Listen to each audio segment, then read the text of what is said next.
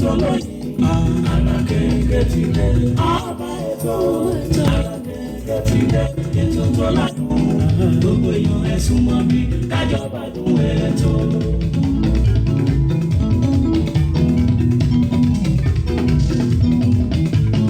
Ètò àtàtà tá a ti ṣàgbéró ní lórí ìlera ẹ̀dá pẹ̀lú oúnjẹ èyí tó lè ṣara lóore Alákẹ́kẹ́ ètò tó dání nímọ̀ràn. Alákẹ́kẹ́ ti dé ètò tó lóyìn Alákẹ́kẹ́ ti dé ọba ètò Alákẹ́kẹ́ ti dé ètò tó ládùn gbogbo èèyàn ẹ̀sùn mọ́ bí kájọba dùn ètò.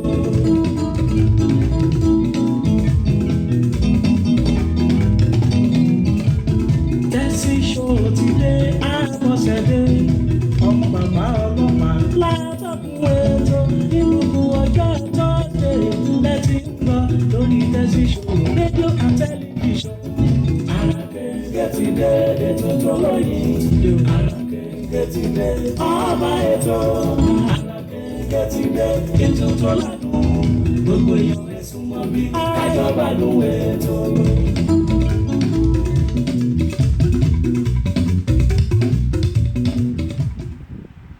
Gbé orí yín sókè ẹ̀yin ilẹ̀kùn kí a sì gbé yín sókè ẹ̀yin ilẹ̀kùn ayérayé kí ọba ògo kí ó wọnú ilé yìí. Ta ni ọba ògo yìí? Olúwa tó le tí ó lágbára. Mo ní ẹ gbé orí yín sókè ẹ̀yin ẹni ọ̀nà kí a sì gbé yín sókè ẹ̀yin ilẹ̀kùn ayérayé kí Jehovah Jireh Jehovah Sharon kí ó wọnú ilé yìí. Ta ni ọba ògo yìí? Olúwa tí ó le tí ó lágbára ní ogun òun náà ni ọba ògo. Ẹ káàsán ẹ kúrọ̀lẹ́ ẹ kú àjálẹ́ o níbi òwú tí ẹ ti ń gbọ́ Tẹ́sí Show rédíò and tẹlifíṣàn káàkiri orígun mẹ́rin àgbáńlá ayé. Àkúṣẹ́ látòórọ̀ àkókò lè dá tí o gbọ́n bá káàkiri yóò kúkú dá láṣẹ Aláùrábí. Òní ni ọjọ́ àlàmísì mìíràn nínú oṣù kẹfà. Òní ni ọjọ́ kẹtàdínlọ́gbọ̀n oṣù kẹfà ọdún 2019. Tá a bá wò ó mo ní oṣù ó tún ti ń lọ bí àṣekọ̀wé rẹ̀ ọdún yìí ó ti dé láàjì ó kù pérése kí ìlàjì ọdún yìí kí ó parí. Mo ní àti èmi àti ẹ̀yin láṣẹ Elédùmarè ìké pérése tó kù yìí a ò ní bá a lọ. Abọ́sẹ̀dé lórúkọ tèmi ìyálóde amúlùdùn àti ambassador rédíò amúlùdùn yìí náà ni o ìyẹn Ẹgbẹ́lẹ̀kẹ́ lóye lóní kẹrí bá ti ṣe kẹrọ́nà gbégbà. Èyí Agbáṣàga ọba obìnrin olùṣètò ènìyàn náà ló ní ẹ káàbọ̀ sórí ìkànnì aláràgbàyídá Tẹ́sí Show rédíò and tẹlifíṣàn níbi tí a ti ń dàbí ẹ̀dùn tí a ti ń rọ̀ bí òwe. Ìbọn Ọlọ́run ọba ìbá gbogbo èèyàn pátápátá.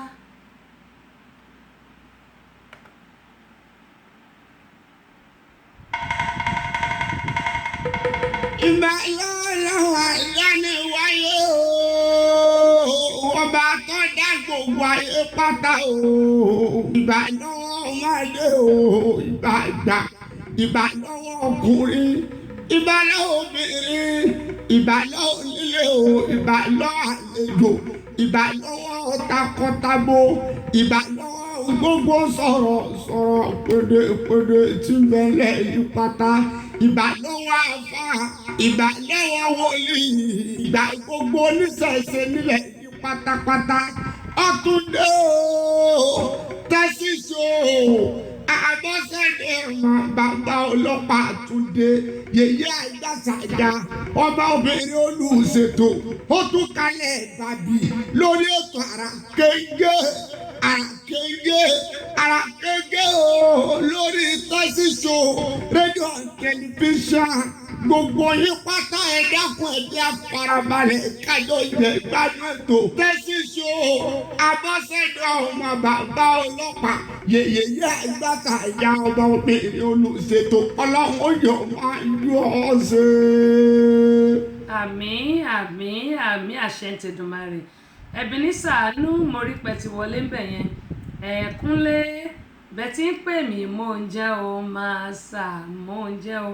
Wọ́n ní Tẹ́sí Show you are looking good. Ẹ ṣé ọlá Ọlọ́run ni mò ń jẹ ọlá Ọlọ́run ni mò ń jẹ gẹ́gẹ́ bí mo ṣe máa ń sọ ọlá Ọlọ́run ni mò ń jẹ. Mo dúpẹ́ púpọ̀ lọ́wọ́ yín. Bákan náà Azeez ẹ káàbọ̀ sórí ìkànnì aláràgbàyídá mo dúpẹ́ púpọ̀ lọ́wọ́ gbogbo yín nítorí pé láìsí ẹ̀yin kò sí èmi Abọ́sẹ̀dé. Ẹ̀yin náà ni èjìká tó jẹ́ kí ẹ̀wù kọ́kọ́ máa dúró lọ́rùn tèmi. Lọ́lá ẹ káàbọ̀ sórí ìkànnì yìí, àdúpẹ́ lọ́wọ́ yọ́lá ìtàn. Ẹ̀yin náà ẹ káàbọ̀ sórí ìkànnì aláràgbàyídá. Abọ́sẹ̀dé di méjì wo lẹ̀ rúbà ẹnu lèmi níbi ìtajà kàrà. Àdúpẹ́ pọ̀ lọ́wọ́ yín, àdúpẹ́ pé òkun ẹ káàbọ̀ sórí ìkànnì yìí.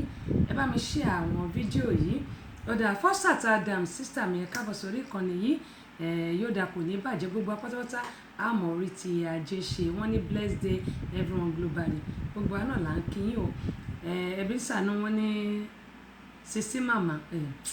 Kí lọmọdé mi mọ̀ lẹ́yìn kí n yí táyà kí n fi kíní mọ́mì mi méjèèjì ṣeré àbí kí bàbá ọlọ́pàá dẹ̀ ní Abọ́sẹ̀dé mi kíní sáà kí ni mo dẹ̀ mọ̀ àwọn nǹkan tí mo mọ̀ náà nìyẹn. Ó dáa ẹbí ní sàánú wọn ní ó ga jù tẹ́sí ṣò ẹ kú ọjọ́ mẹ́ta ọjọ́ kan pẹ̀lú gbogbo ara náà la kó fi ń béèrè yín. Mo ti ẹ̀kan lẹ̀kùn wájú lé yín ṣùgbọ́n ìrẹ́ ní sílẹ̀kùn fún mi tí mo ní ẹjọ́ Mr. Ebenezer mo béèrè o wọ́n sì ní kí n padà lọ abúlé wa èmi náà sì padà sábúlé wa ń bí báyìí. tó àdúpẹ́ pọ̀ ní ọwọ́ yín ẹ káàbọ̀ sí orí ìkànnì yìí. Awókòyèjọ Mustapha àdúpẹ́ lọ́wọ́ yín náà ẹ káàbọ̀ sórí ìkànnì yìí. Adénúgà Tèmítọ́pẹ́ àdúpẹ́ lọ́wọ́ yín ẹ káàbọ̀ sórí ìkànnì yìí. Ògúntádé òní Amos wọ́n ní ẹ kú ètò mà Ọlọ́run ní ṣètò ẹ̀sà ẹ̀rí ọjọ́ kan náà Àbẹ̀kẹ́ Kẹ́hìndé wọ́n ní lójú orogún èjìrò lójú ọ̀kan ní bàbá èjì ló wọlé tọ̀ mí àkùṣẹ́ látara kó lè dá tí ògbọ́n bá káàkiri yóò kú dá lágbára Ọlọ́run. Ògúntádé òní mi ti kí yín kíní táàgì yìí kọ́ ló ń ṣàánú ni àdèmọ̀ kan tó dé tó yẹ pé bàbá ní àdè táàgì ó dà ẹjẹ́ ń filẹ̀. Fọ́sàt Adams wọ́n ní aláwọ̀ mi aṣáájú ẹ káàbọ̀ sórí ìkànnì adúpẹ́ lọ́wọ́ yín o yóò dà kò ní bàjẹ́. Kúnlé mo ti rí àtẹ̀ránṣẹ́ yín lẹ́yìn ètò tí mo bá parí ètò a lè sọ̀rọ̀ tí bá parí ètò lẹ́yìn ètò ṣe adúpẹ́ pọ̀ lọ́wọ́ yín. Kódà Bùkọ́lá Babalọ́lá Díẹ̀kọ́lá Azeez bàbá pupa ẹ káàbọ̀ sórí ètò yìí adúpẹ́ pé ayé àtàlàfẹ́ lè lọ ní Nàìjíríà lè sì padà lágbọ́rọ̀ náà ní rí àjọ àrímábọ̀ àmọ́ lọ láyọ̀ àmọ́ bọ̀ láyọ̀ lágbọ́rọ̀ náà gbogbo ẹni tá a dágbére fún wọn ní mọ̀bí tá a lọ láṣẹ Elédùmarè ẹ káàbọ̀ sílùú London padà àwọn HM2 nìyẹn. Bákan náà Adéníyì Adémọ́lá Adélékè láti HM2 ẹ̀gbọ́n mi mo kí ẹ̀yin náà pé ẹ káàbọ̀ sí orí ìkànnì yìí yóò dà kò ní bàjẹ́.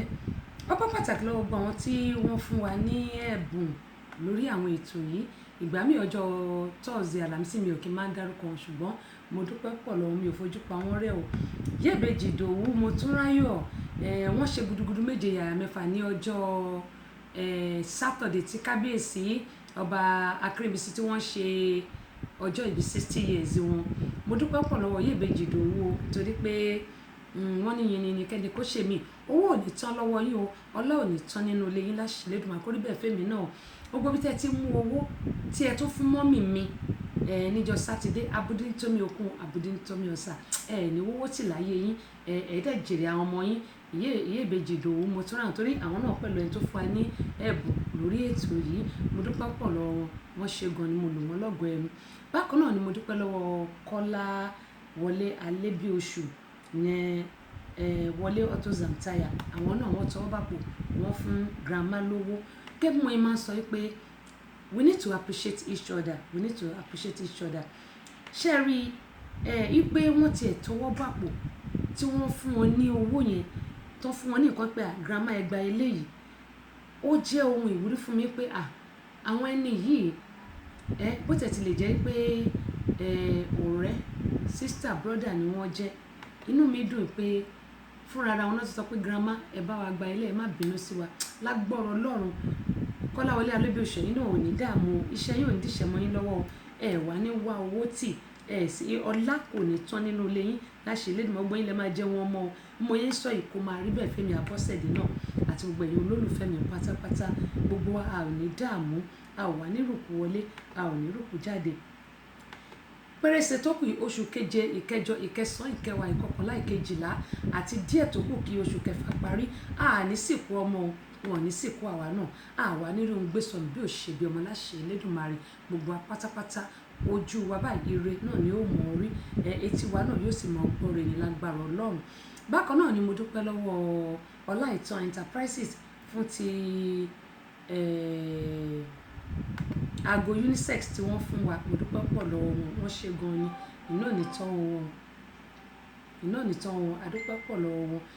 Bákan náà ni mo dúpẹ́ lọ́wọ́ màmá wa evangelist Dr. Fúnmi Àràgbáyé JP ààrẹ fún gbogbo olórin ẹ̀mí pátápátá nílẹ̀ Nàìjíríà àwọn náà ṣe fún àwọn orin tí wọ́n fún wa àti audio àti fídíò wọ́n fún wa tó pọ̀ mo dúpẹ́ pọ̀ lọ́wọ́ wọ́n ṣeun gan ni. Bákan náà ni mo tún dúpẹ́ lọ́wọ́ ọ̀gá mi Dókítà Báyọ̀nlé Asọ̀rọ̀gbogbo Tẹ̀fẹ̀tìmọ̀ràn fún fídíò CD Kárírójú àti audio ẹ̀ṣinwá tí wọ́n fún wa àti bàbá Ọlátúnbọ̀sún ìyẹn Odídẹrẹ́ kòwé ayé kò tọ́ Odídẹrẹ́ ìyẹn bàbá wa Ọlátúnbọ̀sún records nílùú Nàìjíríà àwọn náà wọ́n fún wa ní àwọn ìwé àkàgbádùn wọn àti àwọn orin wọn lọ́lọ́kanòjọ̀kan audio àti fídíò tí mi ò lè kà tán ó wà níbí báyìí adúpẹ́ pọ̀ ní ọwọ́ wọn.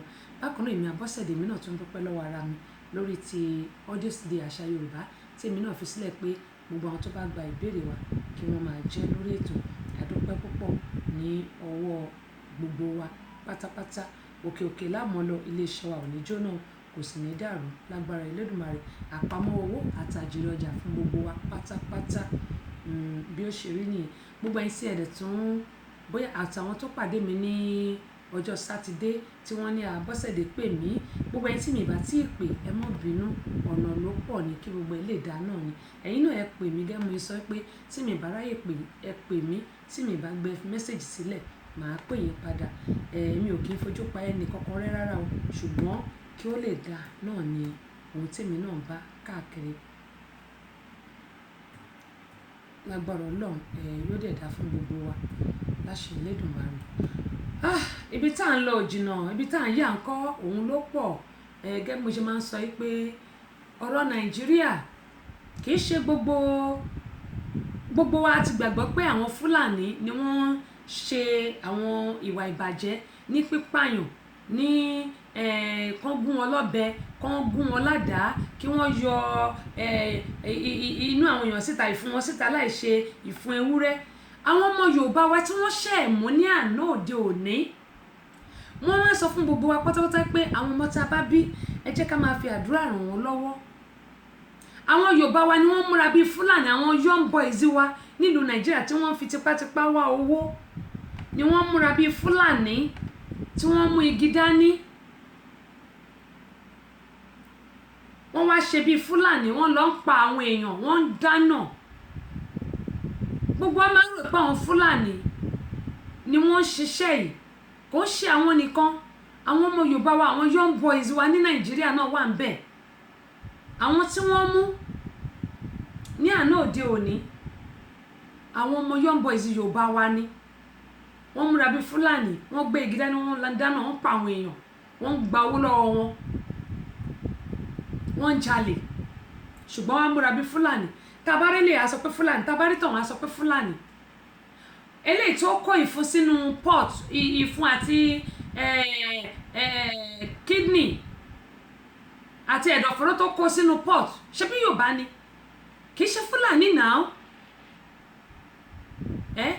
ó gbọ́ pidgin ó gbọ́ ogbó ẹ̀ kò ṣe Fúlàní náà ṣùgbọ́n àwọn Fúlàní torí pé ó jẹ́ àwọn ni wọ́n da ẹran tó dẹ̀ pé lóòótọ́ àwọn náà pààyàn ṣùgbọ́n àwọn Yorùbá wa náà wà nù wọn àwọn Yorùbá wa náà wà nù wọn ó ní mo ṣe máa ń sọ fún àwọn òbí pé a ní láti máa gbàdúrà pàápàá jùlọ fún àwọn ọmọ tá a bí nítorí pé àgbàrá òjò lóhùn oníléwó onílé wa báyìí ni ò yẹ kó gbà fún kí làwa ìyá ń ṣe kí làwa bàbá ń ṣe ọ̀pọ̀lọpọ̀ àwọn ọmọ yìí ọmọ mi wọn ò fẹ́ lọ sí school mo fẹ́ ra jeep mo fẹ́ ra Hummer mo fẹ́ ra Range Rover lọ́pọ̀lọpọ̀ àwọn ọmọ yìí náà ń bá káàkiri nílùú Nàìjíríà àwọn ọmọ yìí wọn ò ṣiṣẹ́ wọn ò ṣàbọ̀ wọn ò lọ school ìwàkiwà ni wọ́n wù káàkiri adẹ̀ ń parọ́ pọ̀ wọn Fúlàní àwọn Fúlàní ṣe tí wọ́n má get me wrong o ṣùgbọ́n àwọn ọmọ Yorùbá wa náà wà ńbẹ̀ wọ́n lo advantage àwọn Fúlàní ni wọ́n fi ń ṣiṣẹ́ iṣẹ́kíṣẹ́ ṣé báwọn kan ni wọ́n ti mú yẹn mo gbé kinní sórí Facebook mi pé kí gbogbo á lè kẹ́kọ̀ọ́ some people ask me a question mo sọ fún ẹni yẹn mo ní ẹ padà lọ́kẹ́ lọ tún gbogbo ẹ lọ kà látòkè dé sàlẹ̀ tẹ bá rí nǹkan lórí page mi ohun tí mi sọ ni pé kí gbogbo wa ká lè kẹ́kọ̀ọ́ lórí ẹ̀ ká kẹ́kọ̀ọ́ lórí ẹ̀ ká fi kọ́gbọ́n mi ò ní pé kọ́ máa béèrè question lọ́wọ́ mi pé báwo ló ṣe rí bẹ́ẹ̀ wọ́n béèrè lọ́wọ́ mi ọkùnrin kan ó pàdé ọmọbìnrin kan lórí Facebook ọmọbìnrin tó pàdé lórí Facebook ó ní mo ṣe máa ń sọ fẹ́yìn òbí pé ṣé rí a lot of people tó wà lórí ayélujára out of 100% I can say 99.99 let me say okay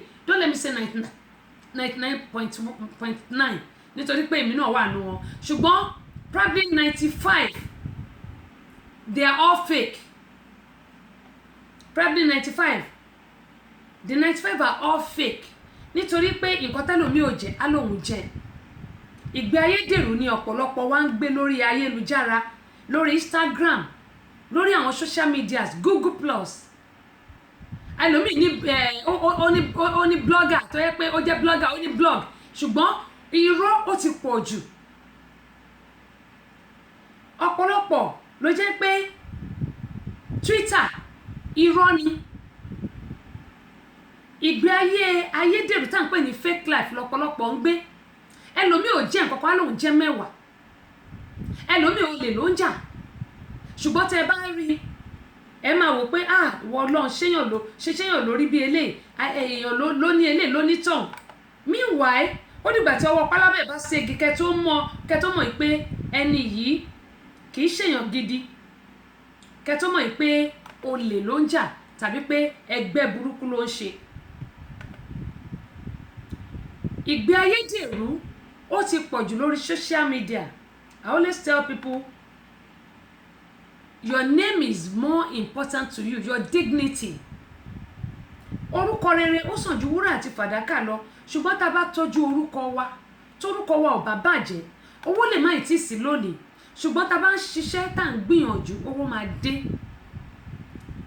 tí ò bá mú nǹkan míì mọ́ tó dẹ̀ ń fi àdúrà tí wọn bá nǹkan tó bá ṣe èmi Abọ́sẹ̀dé mo gbàgbọ́ pé níjọ́ kan wàá jánà ní ọjọ́ kan wàá jánà ṣùgbọ́n nígbà tó jẹ́ pé irọ́ ti pọ̀ jù wàá múrò wàá fi bo irọ́ mọ́lẹ̀ wàá múrò wàá fi borọ́ mọ́lẹ̀ wàá múrò wàá fi borọ́ mọ́lẹ̀ ìgbà tó bá wá rírọ́ pa how do you want to do it how did you want to do it ó ní mo ṣe máa ń sọ fún àwọn èèyàn pé wọ́n ní purọ́ níyì ẹ̀tẹ̀ ló máa ń mú wá ṣùgbọ́n mo bẹ̀ àwọn òbí pátápátá ẹ wo ọmọ kan just 19 years old àwọn mẹ́rin tí mo ná mú yẹn èyí tó dàgbà jù nínú wọn tá bá wò wọn kò pé 30 tí wọ́n lọ múra bíi Fúlàní tí wọ́n mú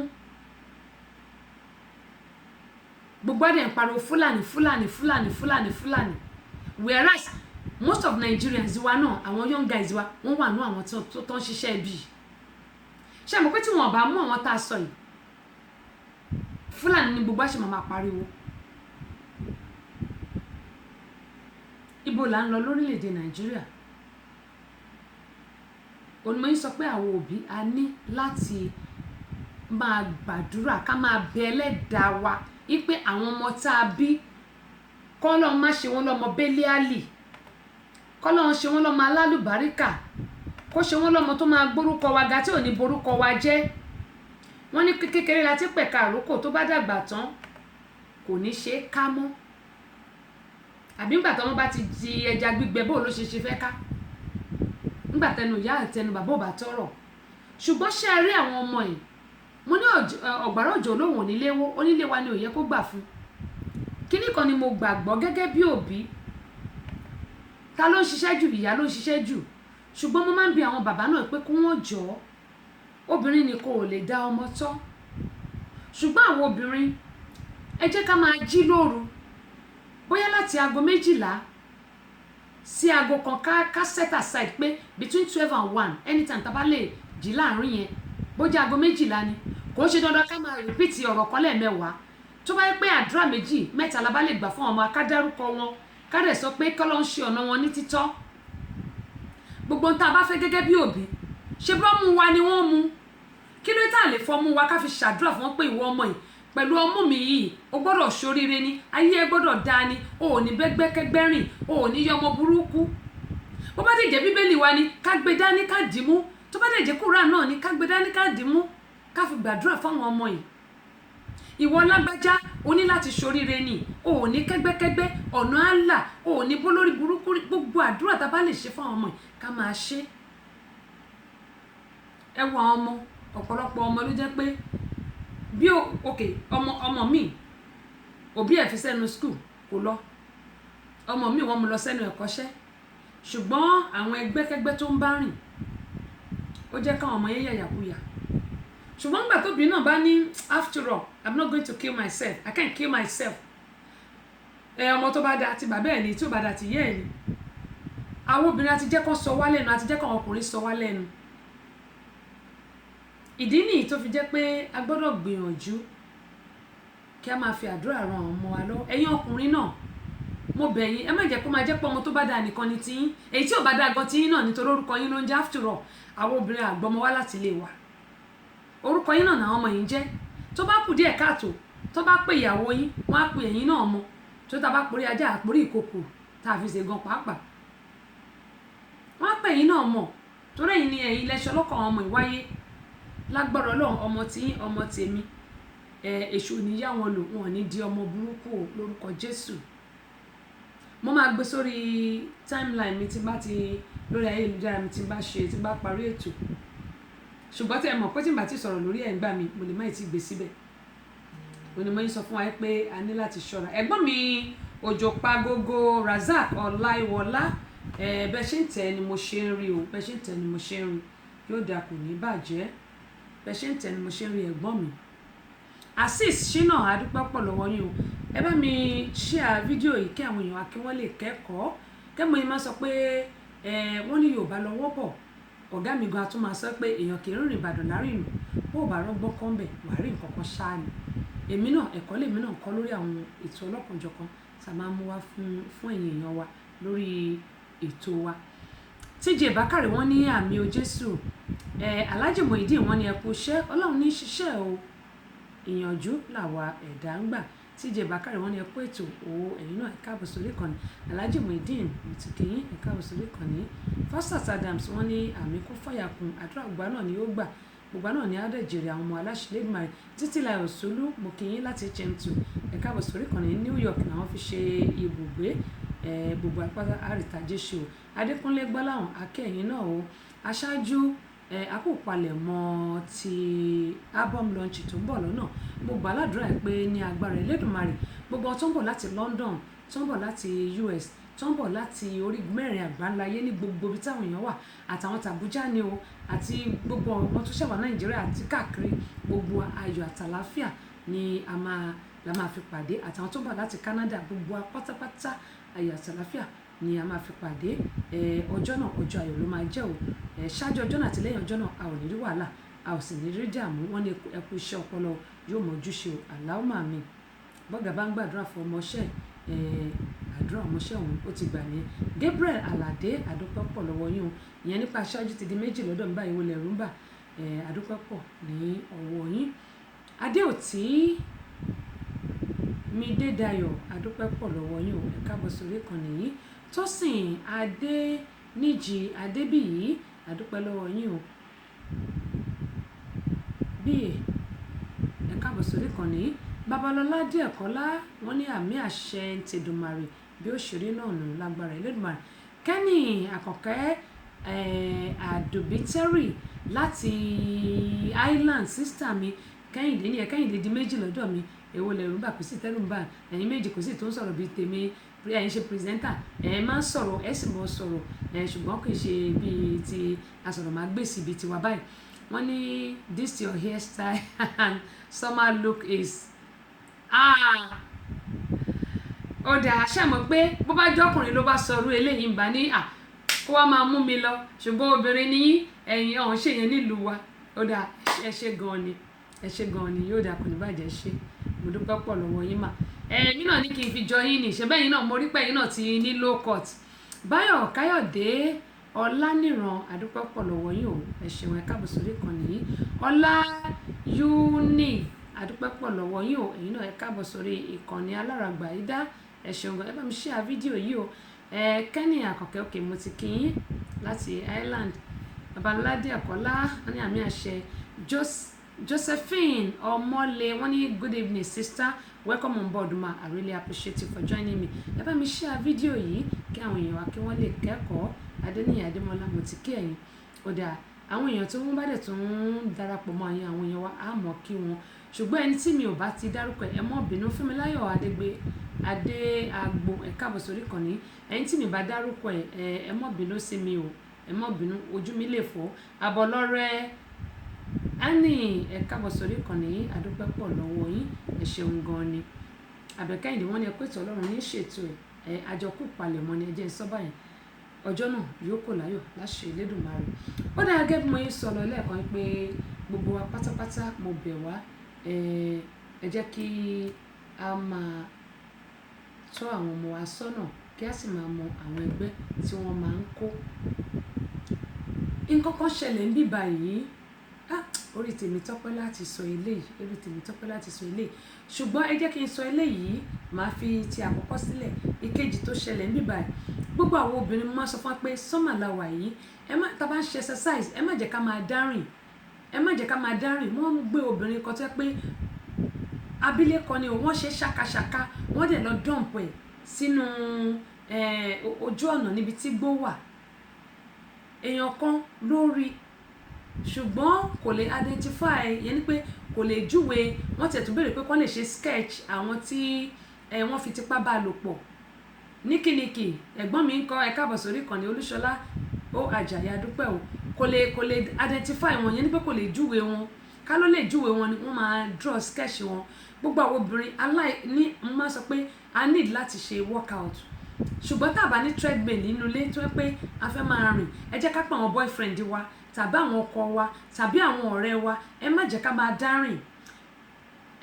dárìn, àsìkò táwa iṣẹ́kíṣẹ́ ní àwọn èèyàn ń ṣe o, pàápàá jùlọ àwọn ọkùnrin olójú kò mọ̀ ló tó yẹ pé ọpọlọ orí wọn báyìí wọ́n ti mú kú mu. Ṣé mọ̀ pé lamẹ́ríkà out of 100% tipátipá lè máa fi rí 90 tí ò kì í mú kú mu, tipátipá lè máa fi rí 90% mò ń sọ o, 10% kí n tẹ̀ sọ pé 10% tí 10%, ṣùgbọ́n àwọn tó kù báyìí ìmúkúmu ti fọ́ wọn lórí. Ẹlòmíì ó kàn lè gbébọn kọ́kàn yìn láì nídìí, ṣùgbọ́n àwọn ọkùnrin méjì wọ́n fi tipátipá bá obìnrin yẹn, wọ́n ṣe ṣàkàṣàkà. Ó ní nǹkan tí n bá rí ni màá sọ lórí ètò. Mo bẹ̀ wá ní ẹ jọ̀ọ́ torí Ọlọ́run, ẹ má jẹ́ ká máa dárìn. Ó dáa ká workout, ó dáa kí a ṣe bóyá jump rope la bá ní, àbí ká máa workout wa, ó dáa gẹ́gẹ́ bí mo ṣe máa ń sọ pé ìyẹn ló máa ń jẹ́ kẹ́mi gùn. Àwọn tó bá ní diabetes tí wọ́n bá ń ṣe exercise, ó máa lower blood pressure, ó máa lower blood sugar wọn, ó dẹ̀ máa lower blood pressure náà. Ṣùgbọ́n tó bá yẹ pé a fẹ́ máa rìn ní tá à ń pè ní workout, ẹ má jẹ́ ká máa dárìn. We need somebody by our side so that gbogbo àwọn olórí kórì yẹn tó bá tiẹ̀ fẹ́ ṣe kọ́kọ́ tẹ́ bá ti pé méjì, wọ́n máa backward ni, wọ́n ní lè súnmọ́ yín. Ṣùgbọ́n tó bá jẹ́ nìkan ni, ọmọ kan ni wọ́n tún béèrè ọ̀nà lọ́wọ́ ẹ̀ pé excuse me, bí ọmọ yẹn ṣe ọmọ yẹn is just 16 years, bó ṣe ní kóhun júwe fún wọn báyìí, ṣe náà kidnap ẹ̀ sínú mọ́tò. Mo bẹ̀ wá ní ẹ jọ̀ọ́ torí Ọlọ́run. Àti Sọ́lì Olúgbélé Oprana Farms iwájúwájú lámọ̀lọ́ àníró ẹ̀yìn o, lábẹ́ aláṣẹ wa ààrẹ olóyè Kọ́láwọlé Balógun Kọ́lá oil. Ilé ẹgbẹ́ náà ò ní dàrú. Bákan náà Abubakar Salaudeen, mo kí ẹ̀yin náà pé ẹ káàbọ̀ sórí ìkànnì yìí o. Níkìníkì wọ́n ní is doing great ma, olúwa ṣeun, grateful heart, àdúpẹ́ pọ̀ lọ́wọ́ yín. Ó dáa Kenny, ẹ jẹ́ ká nǹkan tẹ̀yìn kọ kí n tó wá fi kíní tí mo fẹ́ fi wọ̀n wá ìwọ̀n wá. Wọ́n ní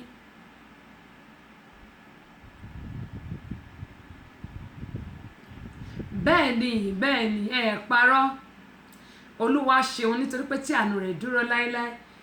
bá a bá ṣe kan tó bá yẹ wá ọlọ́run náà la máa dúpẹ́ fún eléyìí ní ìsìn bàbá tún ṣe dídì ọlọ́wọ́ àbí nǹkan tó tún dá ọlọ́run náà la máa dúpẹ́ fún òun ló fi jẹ́ pé àwọn obìnrin á láti máa tọ́jú ara. Samson ẹ káàbọ̀ sí orí ìkànnì BBE àdúpẹ́ o bẹ́ẹ̀ ni low cut àwọn náà ni mo sọ á láti máa appreciate ara wa ni á láti máa appreciate ara wa ni lágbára ọlọ́run ẹwà gbogbo ò sì ní bàjẹ́ ẹnì pé Fasat Adams ọjọ́ tí mo rí àwọn náà low cut mo rí lórí wọn ẹnì pé low cut mo rí lórí àwọn náà ẹwà gbogbo ò ní bàjẹ́ láṣẹ Elédùmarè.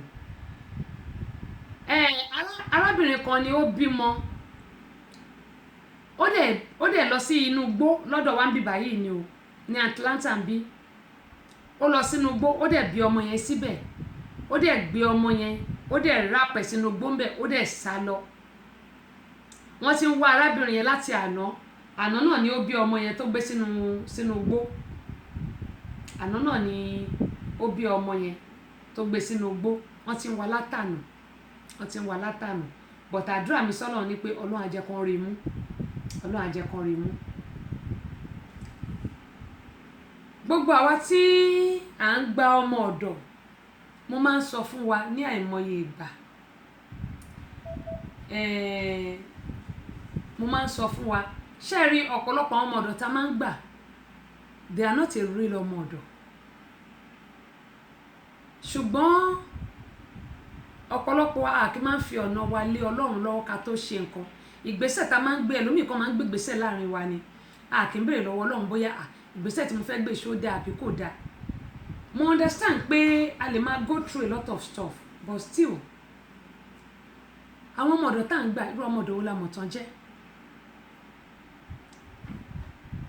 Ọmọ ìyá Jésù Bámidélé ẹ kújọ́ mẹ́ta o ṣàlàáfíà lẹ́wà ẹ káàbọ̀ sórí ìkànnì. Fẹ́mi Akeem Adeniyi wọ́n ní your new look is classy hey, keep it up. Ó dẹ̀ ẹ ṣé o àdúpẹ́ pọ̀ lọ́wọ́ yín o Ọlọ́run bá mi nífẹ̀ẹ́ yín náà. My sister Latifat ó tójọ́ mẹ́ẹ̀ẹ́dógún akẹ́kọ̀ọ́ ẹbí ẹ káàbọ̀ sórí ìkànnì yìí. Hello everyone. Okay, today I got called at work that my live-in housekeeper, whose ID cards I have here, Victoria James, she's also called Faith. Well, I called her Faith, but now I see she's also Victoria. She works with me. She's barely 2 weeks in my house.